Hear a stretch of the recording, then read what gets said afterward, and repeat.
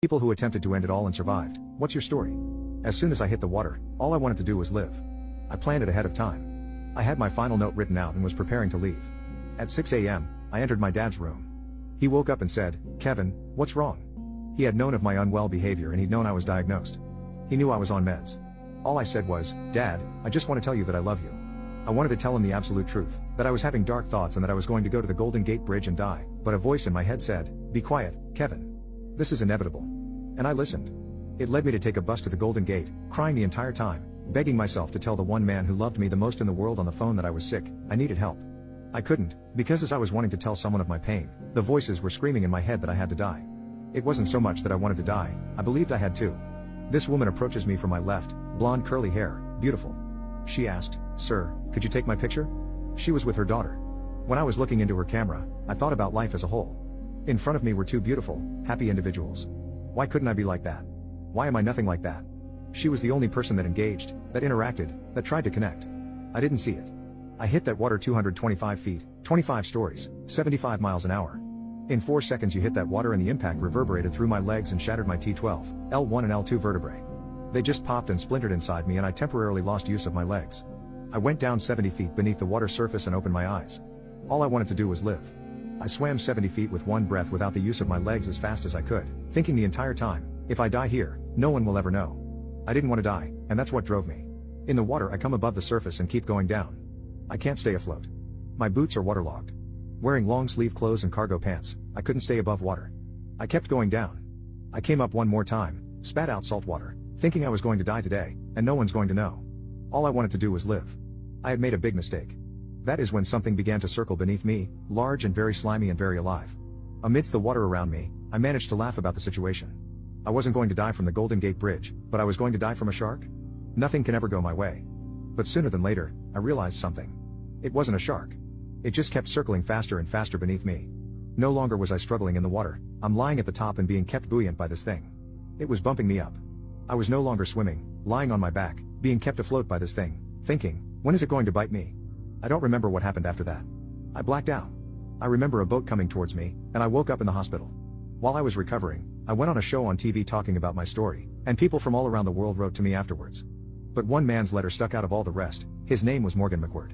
He was on the bridge that day with his mother. He was next to me when I jumped. He wrote to me, "Kevin, I'm so very glad you're alive. I was standing less than 2 feet away from you when you jumped. It's haunted me until right now watching this show, because no one would ever tell me whether you lived or died." He added, "By the way, Kevin, there was no shark. But there was a sea lion. And the people above believed it to be keeping you afloat until the Coast Guard boat arrived behind you." After I recovered, I decided I wanted to turn my story into something positive. I started visiting schools and speaking about prevention. At first I was terrified. I had never spoken in public before. But I pushed through the fear. I knew I had an important message to share. My first speech was at my former high school. I walked onto the stage and looked out at the crowd of students staring back at me. My hands were shaking and my mouth went dry. But then I made eye contact with a boy in the front row who reminded me of my teenage self, shy, lonely, hurting inside but trying not to show it. That's when something clicked inside me. I knew I needed to do this for that boy and all the others like him. I took a deep breath and began telling my story. The audience was completely silent, hanging on every word. Afterwards, students lined up to hug me and thank me, some with tears in their eyes. It was the most rewarding experience of my life. From that day on, I committed to speaking at as many schools as I could. I hope that by openly discussing my struggles, I could help break down the stigma around mental health and prevent others from following the same path I did. It wasn't easy. Reliving my darkest moments over and over again required tremendous vulnerability. There were plenty of talks where I had to choke back tears on stage. But it was all worth it to hear students come up afterwards and say my story gave them hope. Along the way, I met many incredible people, like Janelle, a 14-year-old who told me she had just lost her best friend to depression. After my talk, she vowed to honor her friend by starting a mental health awareness club at her school. And Ryan, a shy freshman who said he was planning to take his own life but changed his mind after hearing me speak. 5 years and hundreds of speeches later, I received a letter that made it all worthwhile. It was from the mother of a boy named Sam who had attended one of my first speeches.